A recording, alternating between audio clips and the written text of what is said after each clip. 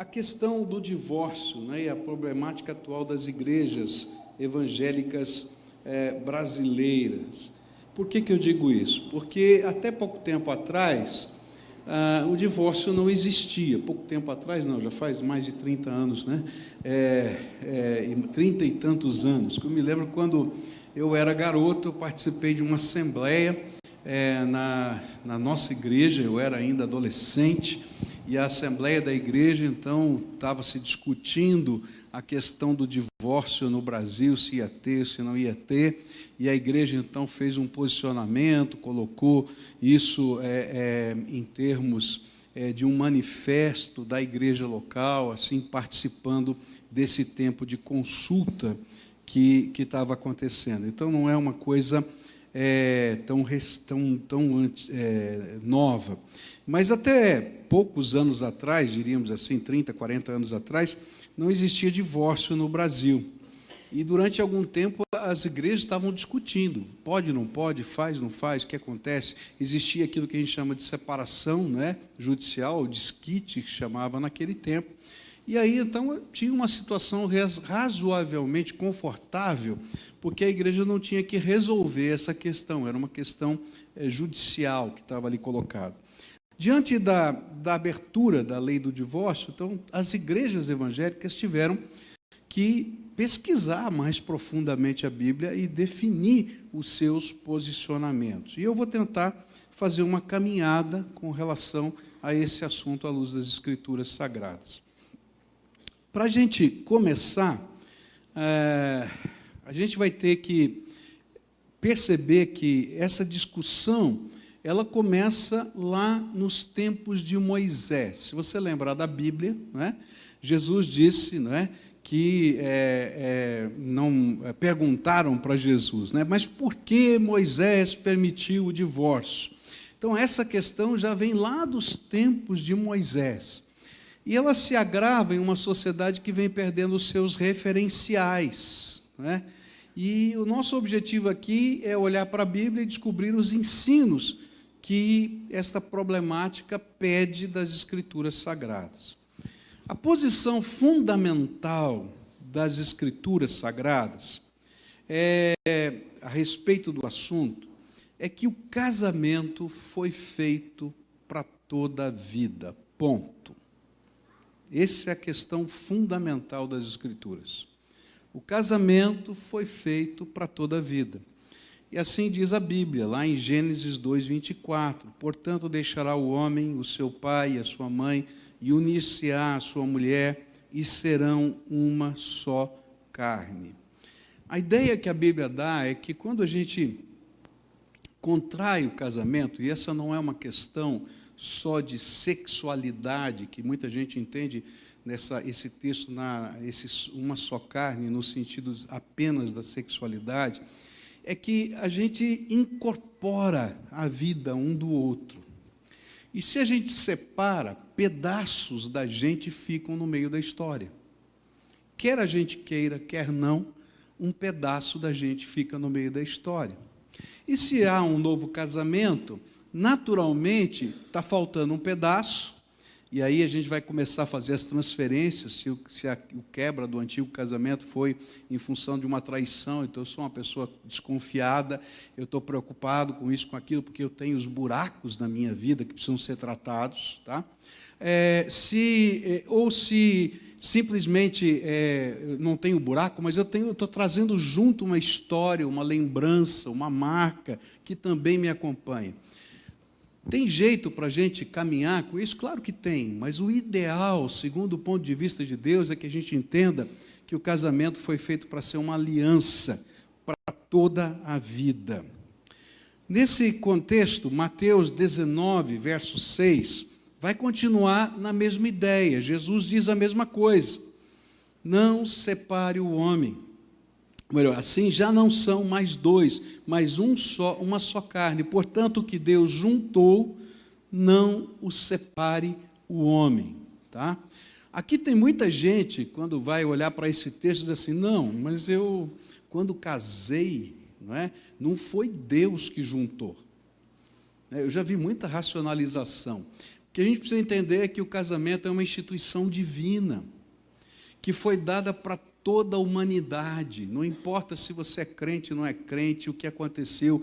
Você, quando contraiu o casamento no propósito divino para toda a vida. Essa é uma instituição, é uma aliança que a gente vai lutar para manter com todas as forças da nossa alma, do nosso coração e da nossa vida.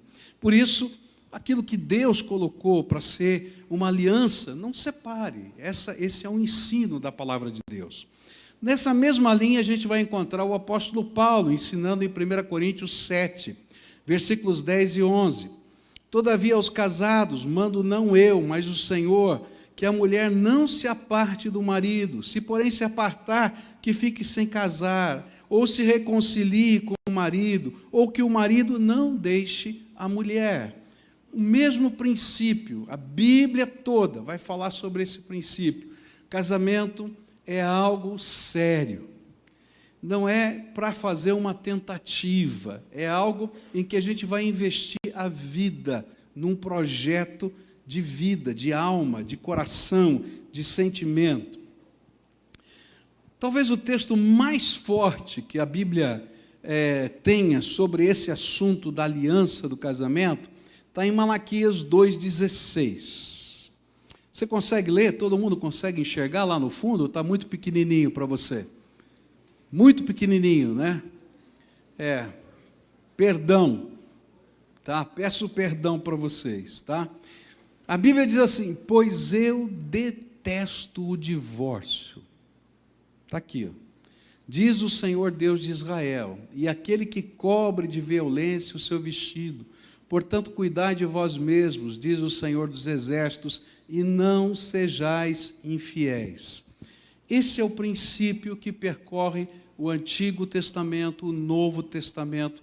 O casamento é uma aliança feita entre duas pessoas na presença de Deus.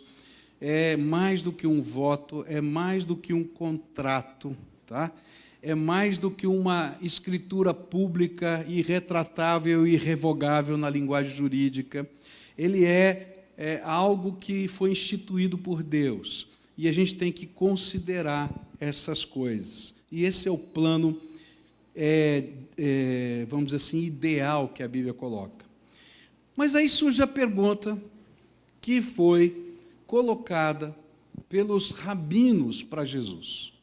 Bom, se o Velho Testamento diz que Deus detesta o divórcio, o Novo Testamento também vai dizer a mesma coisa, que o princípio ideal de Deus sempre foi essa aliança para toda a vida. Então, por que Moisés permitiu, não é, o divórcio? E a gente vai encontrar lá em Deuteronômio 24:1 a permissão para o divórcio, colocada na Bíblia. E aí fica uma pergunta muito complicada. Se você crê que toda a Bíblia foi inspirada, e não apenas pedaços da Bíblia, então Deuteronômio 24:1 também foi inspirado. Então não era Moisés que permitia, mas de alguma maneira Deus permitiu que Moisés colocasse nas Escrituras Sagradas esse versículo, que permitia o divórcio. E aí você entra numa confusão muito grande. Espera aí, pode, não pode, deve, não deve, o que está acontecendo, qual é o contexto de tudo isso? E é disso que eu queria começar a tratar agora com você. Deuteronômio 24:1 diz assim: quando um homem tomar uma mulher e se casar com ela, e se ela não achar graça aos seus olhos por haver ele encontrado nela coisa vergonhosa, far-lhe-á uma carta de divórcio e lhe dará na mão e a despedirá de sua casa. Então, vai aparecer no Velho Testamento, apesar de tudo isso que a gente viu, um texto em que lá na lei mosaica está escrito que podia divorciar-se em determinadas circunstâncias. Como é que funciona esse negócio? Bom, Jesus vai explicar as motivações que permitiram, que fizeram com que Deus colocasse na lei essa brecha, vamos dizer assim, daquilo que era o seu propósito eterno, seu propósito para a vida da gente. Jesus disse assim, olha, por que Moisés colocou na lei a questão do divórcio? Ele disse assim, disse-lhes ele, Jesus está falando, pela dureza de vossos corações, Moisés vos permitiu repudiar vossas mulheres, mas não foi assim desde o princípio. E aí a razão pela qual Deus, porque a lei também foi inspirada, a gente não pode esquecer disso, ela foi recebida, Moisés recebeu de Deus a lei, tá? Deus colocou essa abertura aqui nessa lei por uma razão, porque o coração do homem é duro, porque o coração do homem é mau, porque em determinadas circunstâncias essa maldade se torna um mal maior do que o próprio divórcio. E aí então ele abriu essa porta que está ali colocada em Deuteronômio e também em Mateus 19. A Bíblia vai falar para a gente que não eram motivos fúteis que deveriam permitir-se o divórcio. Existiam duas escolas de teologia no tempo de Jesus.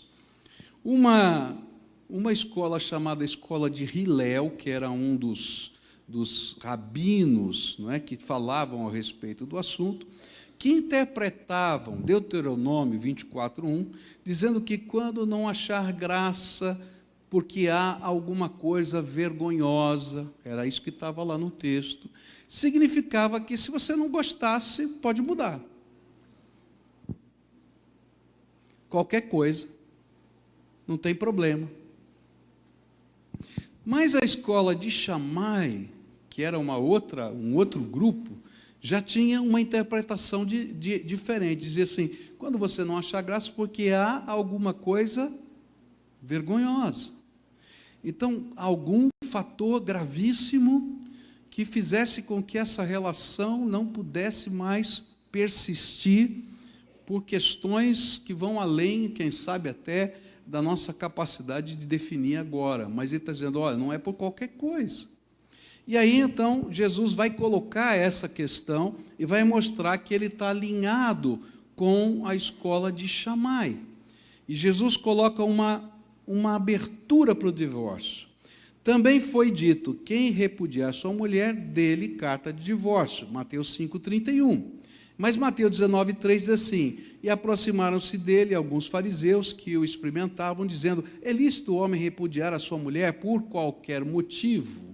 Eles estavam perguntando, você concorda com a escola de Hillel? Tá?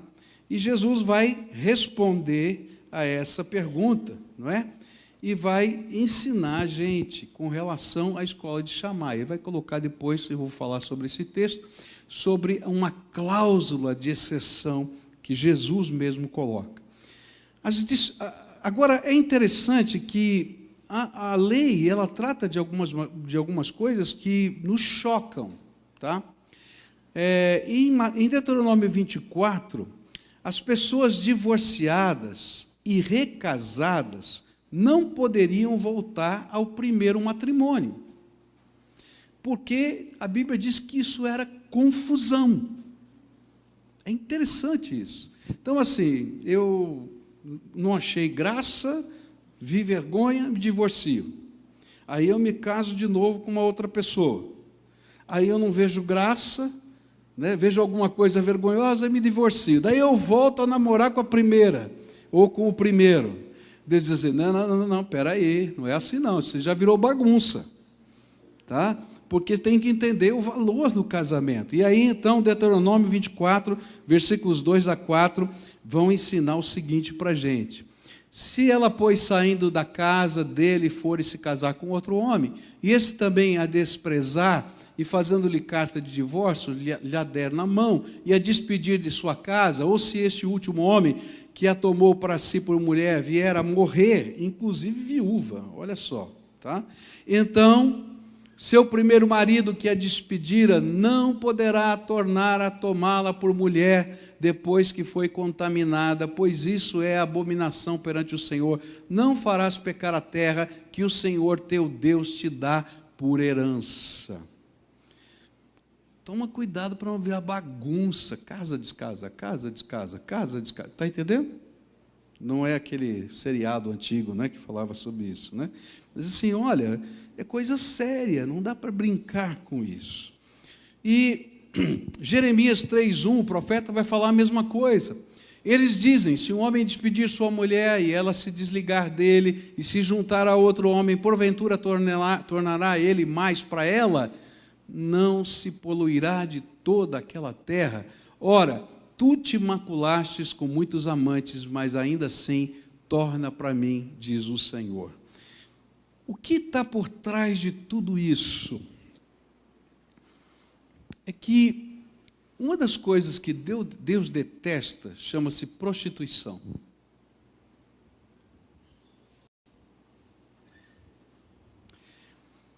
A Bíblia sempre vai falar que nós, enquanto pessoas, somos, se somos servos do Senhor, somos o templo do Espírito e o nosso corpo é templo do Espírito.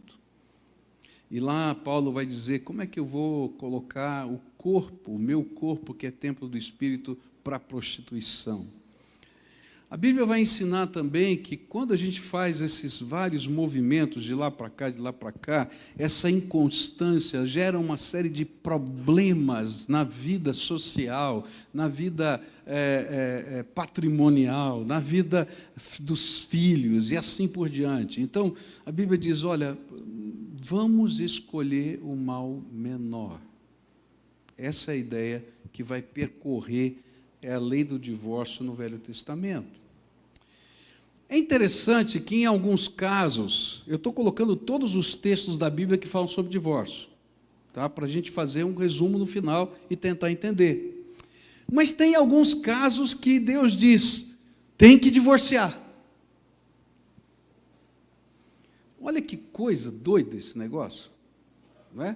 E eu estou colocando isso de propósito, para você entender a profundidade do que a gente está discutindo. Ó, lá em Gênesis, lá no começo, olha, o princípio é não divórcio, eu odeio divórcio, tá. Ó, se tiver alguma coisa assim que for extrema, tá bom, eu abri uma porta. Agora, quando chega lá no livro de Esdras, capítulo 10, nos versículos 2, 3 e 44, vem uma ordem de Deus, divorcie-se. Uau! Estou perdido, Deus. Então, Seanias, filho de Jeiel, um dos filhos de Elão, dirigiu-se a Esdras, dizendo, nós temos sido infiéis para com o nosso Deus e casamos com mulheres estrangeiras dentre os povos da terra. Contudo, no tocante a isto, ainda há esperança para Israel. Agora, pois, façamos um pacto com o nosso Deus, de que despediremos todas as mulheres e os que delas são nascidos, conforme o conselho do meu Senhor, e dos que tremem ao mandamento do nosso Deus, e faça-se conforme a lei. E todos estes tinham tomado mulheres estrangeiras e se despediram das mulheres, e aqui é a coisa mais complicada, dos filhos. E agora? Outra vez, Deus está trabalhando valores que precisam ser compreendidos e precisam ser colocados em pauta. Uma das coisas que a gente vai ter que aprender quando a gente trabalha com ética, e a gente está trabalhando com o assunto da ética, existem questões dentro da ética fáceis de lidar. E muitas vezes, nas questões éticas que você vai ter que tratar, vão existir valores que se colidem. Tá? Um dos exemplos muito claros, né, quando a gente fala, por exemplo, do aborto. Tá? Então chega o grupo e diz assim, não, a mulher tem direito sobre o seu corpo. Tá? E o outro diz assim, não, a vida daquela criança tem maior direito sobre o corpo da mulher. Então você tem dois valores éticos que estão batendo. E aí como é que a gente resolve as questões éticas? Esse é um princípio para a vida da gente e para toda a Bíblia. A gente vai descobrir isso na Bíblia. É quando a gente aprende a colocar em hierarquia os principais valores. O que estava em jogo aqui era temer a Deus. Aquele povo estava outra vez se afastando do Senhor, estava outra vez fazendo a idolatria, estava outra vez fazendo tudo o que tinha levado aquele povo ao cativeiro. E aí Deus então deu uma ordem muito estranha, mas que estava dizendo assim, primeiro Deus. Outra vez, e esse é o princípio de toda a Bíblia, buscai primeiro o reino de Deus e sua justiça, e o quê? Sempre. Tá? E aí ele vai colocando debaixo desse princípio essas coisas. Eu confesso que me parece muito estranho isso. Deve parecer para você também. Mas nesse contexto eu estou entendendo que Deus está colocando os valores principais, como sempre a gente vai ter que colocar em primeiro lugar os valores principais. Opa, fui mais um. Neemias 13, 23 a 27, vai continuar a contar para a gente essa mesma história. Vi também naqueles dias judeus que tinham casado com mulheres asdoditas, amonitas e moabitas, e seus filhos falavam meio asdodita e não podiam falar judaico, senão segundo a língua de seu povo. Contendi com eles e os amaldiçoei, espanquei alguns deles, arrancando-lhes os cabelos, e os fiz jurar por Deus, e lhes disse, não darei vossas filhas a seus filhos, e não tomarei suas filhas para vossos filhos, nem para vós mesmos. E continua aqui o texto. Não pecou nisso Salomão, rei de Israel, entre muitas nações não havia rei semelhante a ele, ele era amado de seu Deus, e Deus o constituiu rei sobre todo Israel, contudo mesmo a ele as mulheres estrangeiras o fizeram pecar, e dar-vos-íamos nós ouvidos, para fazermos todo esse grande mal, esta infidelidade contra o nosso Deus, casando com mulheres estrangeiras. O que estava em jogo aqui era a fé, era Deus em primeiro lugar. E aqui eu vou fazer um parênteses, já que eu estou falando com jovens adultos, tem um princípio na palavra de Deus. E esse princípio da palavra de Deus é uma coisa muito séria aos olhos do Senhor. É que quando a gente vai fazer uma aliança para o resto da vida, a gente tem que procurar pessoas que tenham valores, que sejam os mesmos que os nossos. Porque senão a gente vai brigar a vida inteira.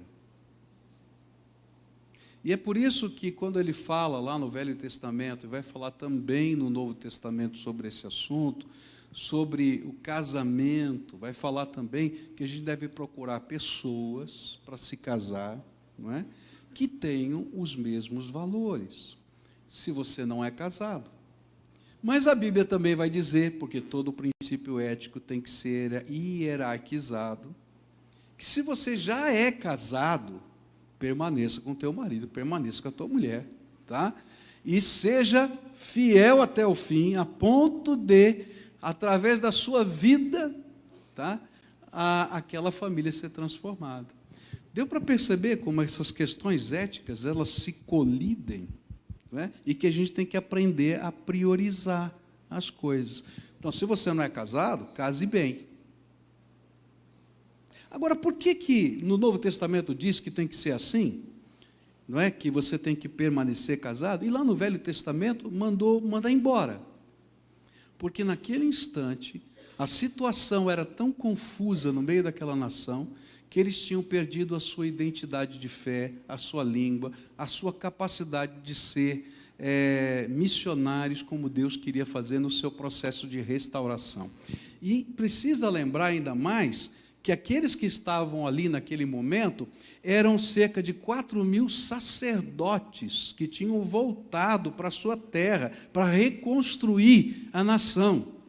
E que raio de sacerdote era esse? Deu para entender? Tá? Então essa é a questão que está ali. Não é fácil a gente colocar todas essas questões, porque elas colidem entre si, porque elas estão mostrando para a gente as dificuldades da vida. Tem muitas questões sobre divórcio e novo casamento que implicam em grandes dificuldades de vida e que não tem uma respostazinha simples, prática, que eu te dou a formulazinha mágica aqui para você resolver tudo.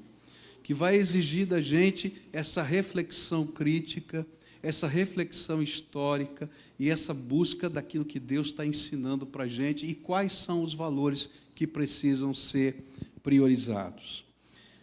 No Novo Testamento, divórcio no Novo Testamento. Muito bem. Deixa eu voltar um pouquinho, senão eu vou me perder aqui. Tá? Nos Evangelhos, nós vamos encontrar no livro de Marcos, no capítulo 10, será que é isso que vem aqui? Não, pulei isso aqui. Em Marcos, capítulo 10, está faltando um slide aqui, tá? Em Marcos, capítulo 10, no verso 2, a gente vai encontrar o seguinte texto. E aproximando-se alguns fariseus, o experimentaram, perguntando-lhe, é lícito o marido repudiar sua mulher? E ele respondeu, o que vos ordenou Moisés? Tornaram eles, Moisés permitiu lavrar carta de divórcio e repudiar, mas Jesus lhes disse, por causa da dureza do vosso coração, ele vos deixou escrito esse mandamento. Porém, desde o princípio da criação, Deus os fez homem e mulher. Por isso deixará o homem seu pai e sua mãe e unir-se-á à sua mulher. A gente já viu esse texto. Mateus mostra a indissolubilidade, puxa vida, do casamento. Mas Mateus acrescenta uma cláusula de exceção. Olha só que coisa interessante. E aí Jesus vai coincidir com a escola de Shammai e vai explicar um pouquinho, vai dar uma dica para a gente do que é o vergonhoso, que estava naquele texto de Deuteronômio. Lembra que a gente leu? Se há alguma coisa vergonhosa. Então, no verso 3, 19:3, diz assim, e aproximaram-se dele alguns dos fariseus, o mesmo texto, tá? Que eu li em Marcos, experimentaram, é lícito o homem repudiar sua mulher por qualquer motivo? Opa, Hilel, qualquer motivo. Respondeu-lhe Jesus, não tendes lido que o orador os fez desde o princípio, homem e mulher? E que ordenou, por isso deixará o homem pai e mãe unir-se à sua mulher, e serão os dois uma só carne? Assim já não são mais dois, mas uma só carne. Portanto, o que Deus juntou, não separe o homem. E responderam-lhe, então, por que mandou Moisés dar-lhe carta de divórcio e repudiá-la? E disse-lhes ele, pela dureza de vossos corações, Moisés vos permitiu repudiar vossas mulheres, mas não foi assim desde o princípio. Eu vos digo, porém, que qualquer que repudiar sua mulher, a não ser por causa da infidelidade, por causa da infidelidade, e casar com outra, comete adultério, e o que casar com a repudiada também comete adultério. E disseram-se os discípulos, se tal é a condição do homem, relativamente à mulher, não convém casar, fica todo mundo solteiro. Não sei se eu chego a essa conclusão. Agora, é importante entender essa palavra infidelidade que está aqui. Essa palavrinha infidelidade, ela é a palavra grega porneia, tá? De onde vem a nossa palavra portuguesa pornografia, né? Pornográfico e assim por diante. Essa palavra, ela é muito mais ampla do que infidelidade, tá? qualquer desvio que haja na área da sua sexualidade. Então, vale para a infidelidade, mas vale para um tipo de relacionamento sexual agressivo, vale para alguma coisa que seja aviltante nessa área da intimidade do casal e assim por diante. Tá? Então, é importante a gente compreender o espectro dessa palavra. Tá? Então, ele está dizendo assim, olha, se há alguma coisa vergonhosa, que está mexendo de alguma maneira e aviltando de alguma maneira essa relação, então isso pode ser motivo para um divórcio e para um novo casamento. É isso que a Bíblia está ensinando. Na Bíblia, a palavra só separação, ela não existe. Toda vez que fala em divórcio, está preconcebida a ideia de um novo casamento. Não existia essa figura. Se você estava livre, essa ideia do divórcio, deixar, a palavra divórcio quer dizer deixar, liberar, tá? Então estava implícita essa ideia. Então há alguns pensadores, teólogos, não, tá, você pode se separar, mas não pode. Mas não existe isso. Se você for um estudioso da língua, você vai ver que não existe esse conceito na palavra que está colocada lá. O que Jesus está colocando é aquilo que a gente chama de cláusula de exceção, e que explica para a gente o que está lá em Deuteronômio. O que era essa questão? Opa, alguma coisa no vínculo desse casamento, na estrutura desse casamento, foi rompida. Tá? E aqui está mais focada na questão da própria sexualidade. Tá? Mas a Bíblia não vai parar aqui, nesse contexto. Ele, porém, lhes disse, nem todos podem aceitar esta palavra, mas somente aqueles a quem é dado. E aqui é interessante isso. Ele está dizendo que esse é um valor para pessoas que entendam o valor de Deus na sua vida. Porque tem muita gente que não vai aceitar nunca isso. E não adianta você ficar brigando, porque não vai entender. Mas se eu sou uma pessoa que entendo o valor da palavra de Deus na minha vida, eu tenho que perseguir esses valores. E aí ele vai dizer, porque há eunucos que nasceram assim, e há eunucos que pelos homens foram feitos tais, e há outros que assim mesmo se fizeram eunucos por causa do reino dos céus. Quem pode aceitar isso, aceite-o. E ele está dizendo assim, existem coisas que são colocadas por Deus para nós e que nós temos que tomá-las por fé e aceitá-las na nossa vida. Então, se você é uma pessoa que teme a Deus e serve a Deus, você vai ter que fazer votos de fé, porque isso vai passar a ser um valor da sua vida. E valores são custosos. Por isso que a palavra é valor, custa. São preciosos e são inegociáveis, com toda certeza. Bom, continuando aqui o nosso estudo. Marcos e Lucas mostram o ponto de vista de Jesus Cristo, contrário ao divórcio. Eles param num pedaço da conversa. Mateus concorda com Marcos e Lucas, porém inclui uma única exceção, que é, vamos dizer assim, aquilo que é toda forma, qualquer forma de atitude sexual ilícita. E é coerente com uma das escolas que existiam de teologia do tempo de Jesus, a escola de Shammai. Muito bem. Está implícito que, em tal caso, o novo casamento é legal para o partido inocente. Essa é a ideia. Diz assim, você não está preso a isso, pode reconstruir a sua vida. Existe muita discussão sobre o casamento e o partido culpado, tá? E aí, na teologia cristã, você vai encontrar muita coisa. Eu vou fazer um resumo aqui, tá? Do que existe. É um estado de pecado irremediável. Está perdido. É um ato de pecado perdoável. Essas são as duas grandes vertentes, né? E aí? Como é que fica? Boa pergunta, né? Toda vez que a gente trabalhar com ética, a gente vai lidar com esses conflitos. O entendimento de Jesus era que Moisés, inspirado por Deus, conforme os textos bíblicos, permitiu o divórcio e o novo casamento por causa da dureza do coração humano, como um mal menor comparado a outros males que poderiam advir, caso ele não houvesse legislado sobre o assunto. Então vamos fazer um resumo aqui para a gente poder fazer um fecho desse primeiro pedaço. Qual é o princípio de Deus? O que Deus quer para a nossa vida? Um único casamento. E ponto final. Lute pelo seu casamento. Esse é o grande ensino das Escrituras Sagradas.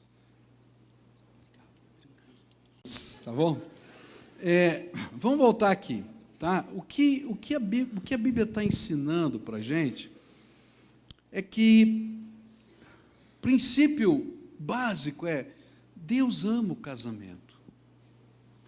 Deus ama o casamento. E o casamento foi feito para a vida toda. Mas Deus teve que colocar dentro da própria lei uma brecha por causa da dureza do coração humano.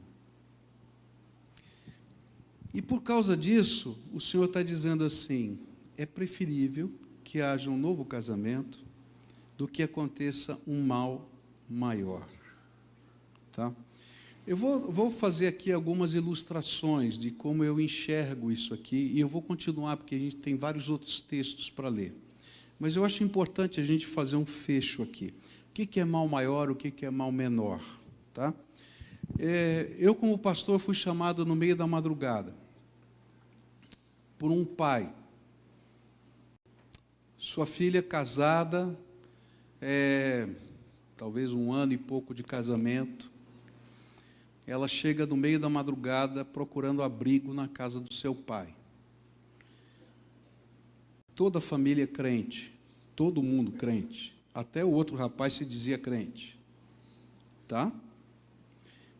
E aí ele chega: pastor, nós precisamos da sua ajuda. Meio da madrugada, acho que era 3:30 da manhã, se não me falha a memória. Eu chego lá e ele diz: pastor, eu não sei o que fazer com a minha filha, não sei o que fazer agora, estou com um dilema muito grande. Todo mundo muito piedoso, sincero. Eu disse: o que aconteceu? Ele falou assim: o senhor está vendo o carro da minha filha? Estou. O vidro de trás do carro todo estilhaçado. Ele falou assim: o meu genro é usuário de drogas, a gente não sabia. E ele pirou, ficou doido, pegou um revólver e tentou matar a minha filha. Deu 2 tiros, ela estava deitada na cama, e deu 2 tiros nela, e errou. Ela conseguiu pegar o molho de chaves, pular a janela e entrar no carro. E quando ela estava saindo, ele ainda atirou no vidro de trás do carro, e está aqui o vidro. O que eu faço, pastor? Eu virei para ele e falei assim: se fosse minha filha, eu não deixava ela voltar lá, porque ela vai ser morta. Se um dia ele se recuperar, realmente tiver uma conversão genuína, talvez, mas não é alguma coisa simples e fácil que vai acontecer amanhã ou a semana que vem. Você entende o que é um mal maior e um mal menor? Vou colocar um outro caso. Por que eu estou falando isso? Porque às vezes a gente, quando está lidando com questões assim, a gente não consegue enxergar o cenário todo. E por que dureza de coração está sendo colocada aqui? O que significa isso? Eu recebi uma senhora, tá? E aí uma situação complicadíssima. Uma filha de 15 anos de idade. Essa menina tinha como que se fosse ataques epiléticos. Achavam que ela estava endemoniada, que ela estava doente, que ela estava com isso, que estava com aquilo. E aí me levaram para conversar com ela, né? Talvez, quem sabe, para expulsar o demônio. E quando a gente começou a conversar, aquelas coisas que são graça de Deus, não dá para explicar, porque ninguém fala dessas coisas, e tem vários psicólogos aqui, ninguém fala dessas coisas numa primeira conversa, tá? A menina me contou que toda vez que o pai tentava se aproximar dela para abusar dela, e isso já acontecia há muitos anos, ela tinha reações como aquela. Aí eu tive que chamar a mãe, depois chamar o pai. E a grande pergunta é: e agora? Qual é o mal menor? Já tive casos como esses que a gente conseguiu restaurar toda a família. Mas há casos como esses que a gente não consegue restaurar a família toda. E tem muita família que vive alguns segredos que a gente não conhece. Então, o que a Bíblia está falando, quando ela fala que Moisés permitiu o divórcio, não é porque Deus não admire o casamento, não queira o casamento, é que por causa do pecado, da dureza de coração, existem situações que acontecem dentro de um contexto, de uma casa. E eu não estou falando porque eu não vou com a sua cara, porque você tem um temperamento ruim. Entenda o que eu estou dizendo, eu não estou banalizando isso, porque a Bíblia é muito séria em não banalizar. Mas há algumas circunstâncias que a Bíblia diz assim: há um mal menor.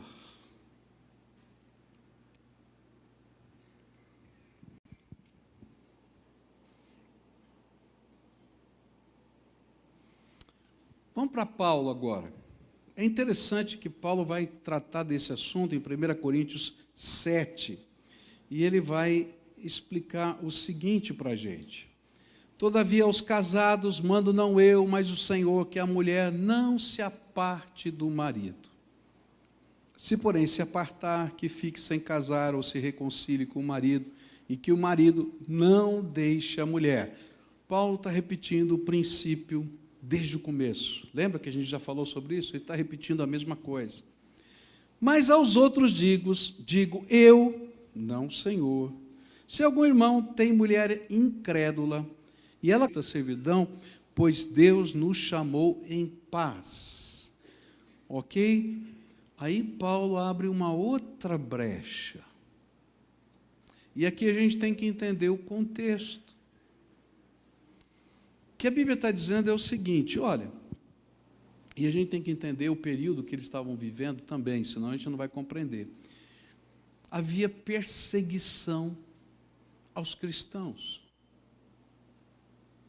E algumas pessoas, por causa da perseguição, diziam assim, ou para o marido ou para a mulher: se você não deixar de ser cristão, eu vou me divorciar de você. Tá? E aí Paulo diz assim, bom, se isso acontecer, então você está livre. Você vai lutar com todas as suas forças, mas você está livre nesse contexto. Parece uma coisa muito absurda hoje, mas isso está acontecendo em vários lugares do mundo hoje. Tá? Que é abandono por motivo de fé. Especialmente no mundo muçulmano, isso está acontecendo hoje. E está acontecendo em algumas famílias muito tradicionais. Eu já vi na minha igreja alguém ser abandonado por isso. A pessoa disse, não foi esse o homem com quem eu casei, então eu vou embora. Mas por quê? Porque você virou crente. Sais escravos de homens. Irmãos, cada um fique diante de Deus no estado em que foi chamado. Então, primeira cláusula de exceção, porneia. Segunda cláusula de exceção, abandono por motivo de fé. Terceira cláusula de exceção, e aqui é muito interessante, cada um permaneça no estado em que foi chamado. Ou seja, se alguém chega à fé casado, fique casado. Se alguém chega à fé recasado, fique recasado. Deu para entender? Houve um tempo, por exemplo, que havia alguns movimentos, você abandona a segunda esposa ou o segundo marido e volta para a primeira. Não dá. Mesmo porque a Bíblia já falava que não dava certo isso. Porque, como diz assim, o bonde já andou, já aconteceu tanta coisa na vida que não tem como. Se não tiver casados, tá? Esse é meu primeiro princípio, tá? Se não tiverem recasados, volta lá e tenta restabelecer a sua vida. Mas se já tiver casado, agora o que você tem que fazer é tomar vergonha na cara, pedir perdão se você fez besteira, mas reconhecer que a vida já andou e que tem coisas que a gente perdeu na vida, não tem como, tá? E esse é o princípio que está aqui no livro de Coríntios com o apóstolo Paulo.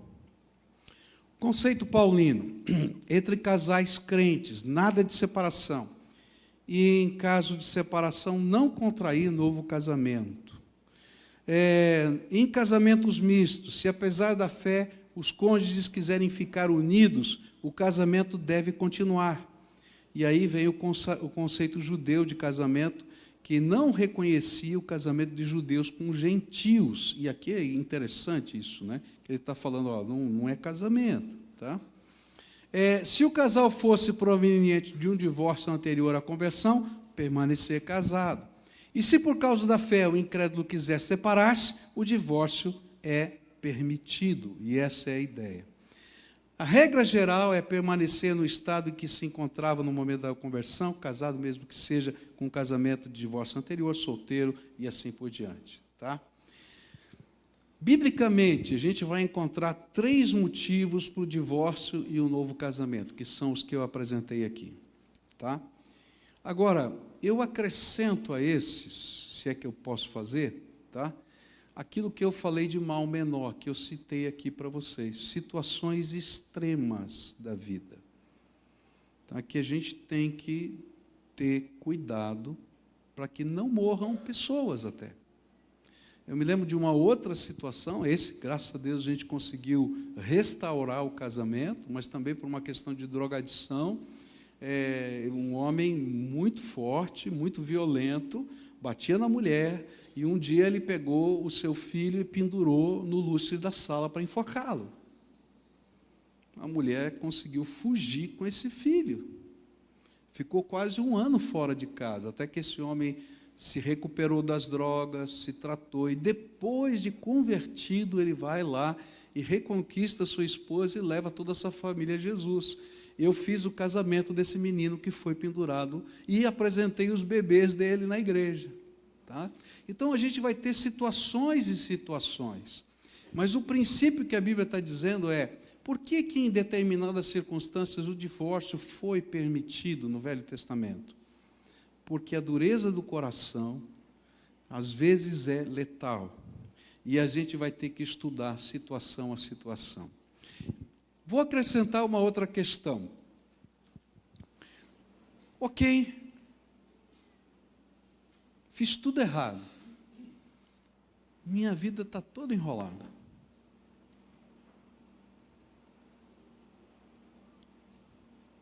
E aí?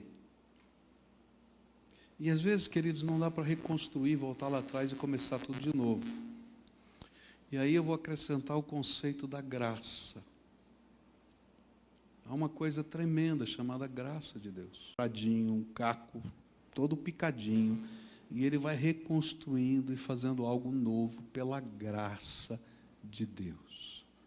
Agora, a Bíblia diz assim, não é? Se eu conheço a graça, eu devo pecar à vontade? De modo algum, diz a Bíblia. Por isso, há maior juízo de Deus para quando a gente sabe a verdade e não pratica. Então, o que eu diria para você? Primeiro, lute pelo seu casamento. Lute, lute, lute, lute, lute. Até o extremo, porque esse é o princípio da palavra de Deus. Se chegar em algum momento em que alguns valores inegociáveis forem confrontados, e esse casamento se tornar um mal maior, tá? então você sabe que vai haver uma permissão de Deus para você não ficar subjugado a essa situação. Mas não é porque você não gostou dos olhos de alguém. É coisa gravíssima, tá? Que envolva aí riscos outros, que a gente tem que considerar isso com grande valor e com grande seriedade, tá? Se você já vem de uma situação assim, então, no estado em que você está, viva o melhor de Deus a partir desse instante. Porque uma das coisas mais maravilhosas é a conversão. Porque a conversão é uma nova vida. O que significa isso? É a gente pegar e começar de novo, porque Deus nos deu a graça para começar. Então, permaneça no estado em que você está, a partir desse momento, e viva a sua vida para a glória de Deus. Tá?